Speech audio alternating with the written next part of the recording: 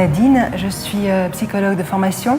et je travaille donc comme conseillère technique psychosociale et santé mentale sur le programme du Burundi. Donc moi, ce que je voudrais vous présenter, c'est en fait un outil qui est une grille de lecture pour personnaliser l'accompagnement des familles qui ont un jour un enfant handicapé.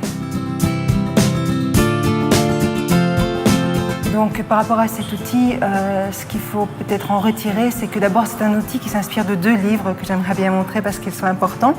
Un premier livre qui s'appelle La résilience familiale donc de Michel Delage et un deuxième livre qui s'appelle L'enfant déficient, la famille face au handicap de Anna Maria Sorrentino. Et donc de ces 2 livres, ce qu'on peut retirer, c'est qu'en fait, le jour où le handicap entre dans la famille, c'est forcément un bouleversement pour la famille. Et que cet événement est un événement potentiellement traumatique. À partir de là, il peut devenir cet événement un choc traumatique pour la famille qui n'est plus en capacité de se baser sur ses propres ressources pour faire face à l'événement. Ce qui est important de comprendre, c'est qu'à partir de là, chaque famille va inscrire différentes modalités de relation pour essayer de gérer cette situation. Et on pourra avoir des familles, et c'est là que ça devient personnalisant, des familles qui vont en fait devenir surprotectrices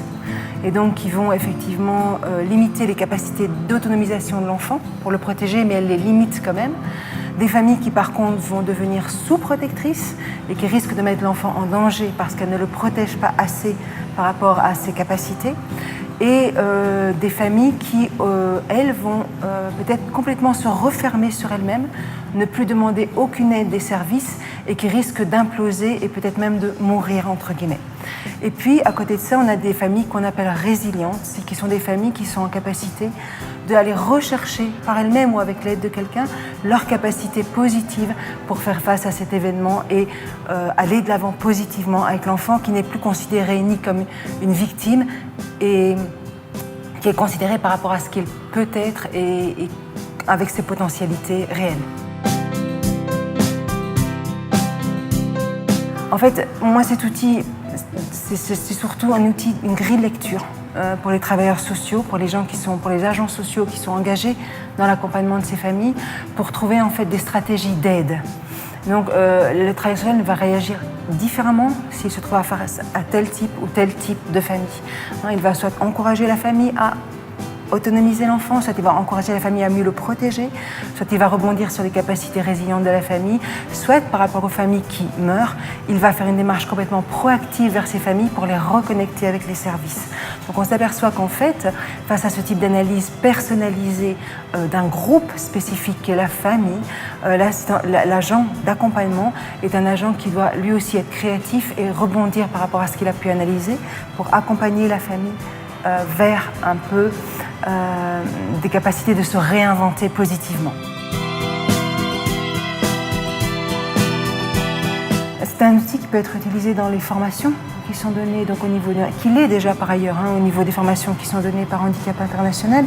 Et donc c'est un peu dans cette idée justement de se dire que quand on personnalise l'aide, on ne le fait pas qu'avec des personnes, on le fait aussi avec des groupes de personnes, que la famille est un groupe de personnes et que effectivement dans les outils qui sont proposés aux agents d'accompagnement de considérer cet aspect-là et de considérer aussi la famille comme devant faire partie vraiment des groupes à accompagner dans les projets.